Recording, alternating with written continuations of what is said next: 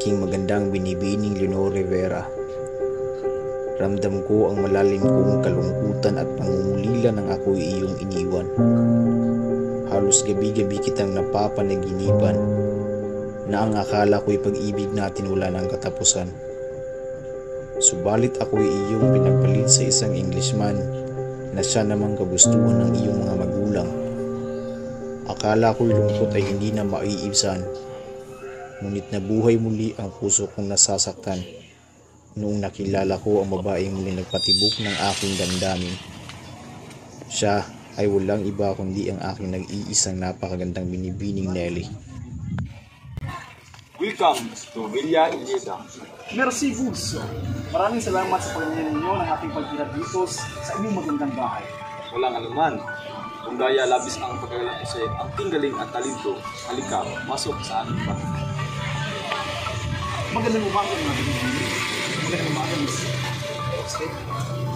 Magandang umaga, Miss.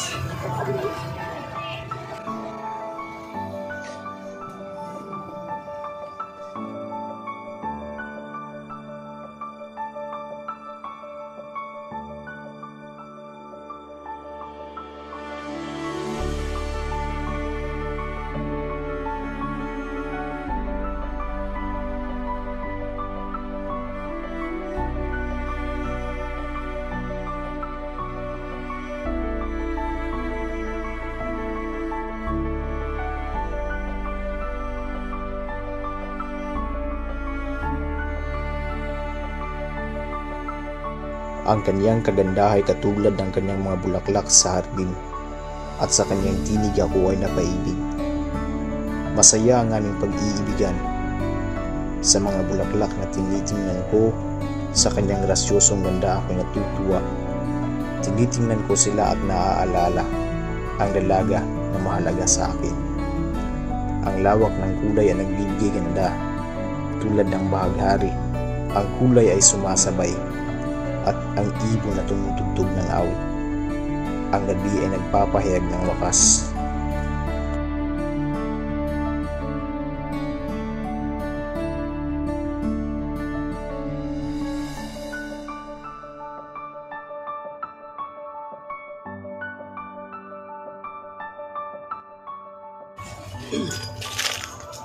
Andyan ka pala, Ginoo.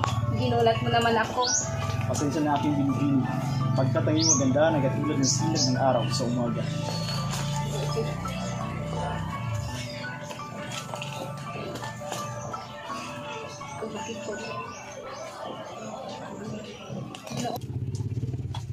Binita, ang purento ka. Ano na naman ang kalukuhan mo? Magandang tanawin. Ang senyora at senyorito ay bagay sa isa't isa.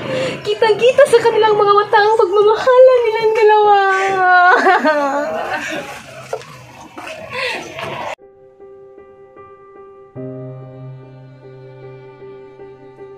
Rizal, batid kung may bagong iniibig ka raw? Oo. Pero ibig ko sanang huwag sabihin sa'yo. Bakit? Hindi mo ba itatanong yung tungkol sa akin? Alam kong batid mo ang lahat, Rizal. Pamanin na. Sapagkat ay iyong minamahal ay aking mahal. Lubos kami nag-iibigan sa isa't isa. Sapagkat ako ang nauna, Rizal. Ngunit sa akin sa nagagusto na.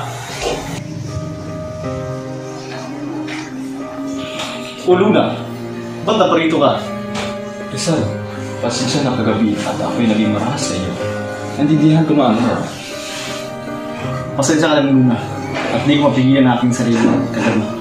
Pamanin. Pasensya na, Rizal. At ngayon, ako na ang magpapabaya para sa inyo.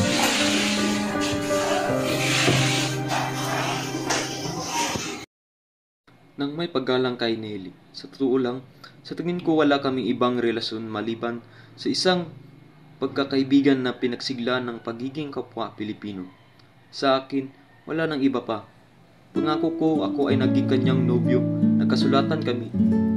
Gusto ko siya dahil alam ko kung gaano siya karapat-dapat, ngunit mga pangyayari na hindi natin kontrolado ang nagbabaya ng lahat ng kaligayahan na minamahal. Siya ay mabuti, siya ay likas na may mga katangiang kahanga-hanga sa isang kabataang babae. At naniniwala ako na siya ay magdadala ng kaligayahan hindi lamang sa iyo, kundi pati na rin sa sinumang lalaking karapat-dapat sa kanya. Binabati kita tulad ng pagbati sa iyong kaibigan. Congratulations!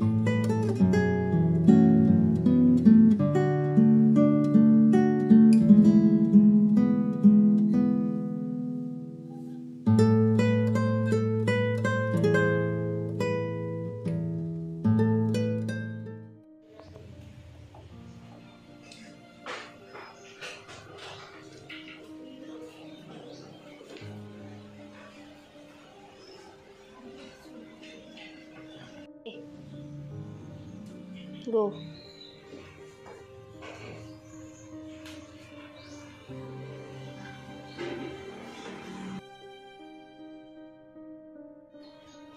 Aking ina, ako'y may sasabihin.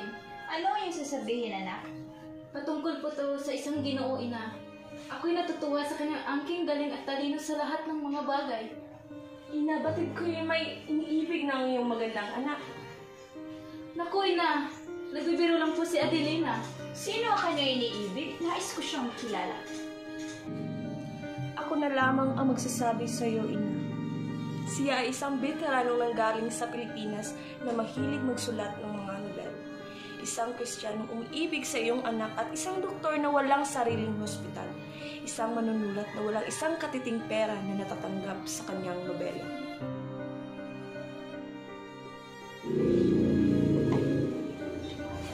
Totoo ba, Nelly? Isang kalapustangan ang lalaking iyan para sa ating pamilya. Hindi ko siya gusto para sa iyo. Pero mahal ko po siya, ina. Hindi pwede! Patawad, Rizal, sapagkat hindi talaga tayo para sa isa't isa. Bakit, Nelly? Mahal kita, Nelly. Sapagkat hindi ikaw ang gusto ng aking ina. Hindi ito maaari. Ngunit sa hindi inaasahang pagkakataon tayo'y pinaglayo ng panahon nang dahil lamang sa iyong magulang. Alam kong hindi ako gaanong kayaman at wala akong nakaguluhang pera sa aking mga pagsusulat ng nobela.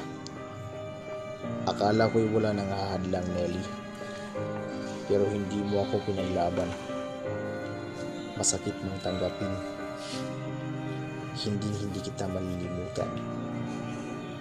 Mga magaganda nating alaala ay dala-dala ko at ang mga matamis mong ngiti ay palaging tumatatak sa isip ko hanggang sa muli nating pagkikita, Nelly.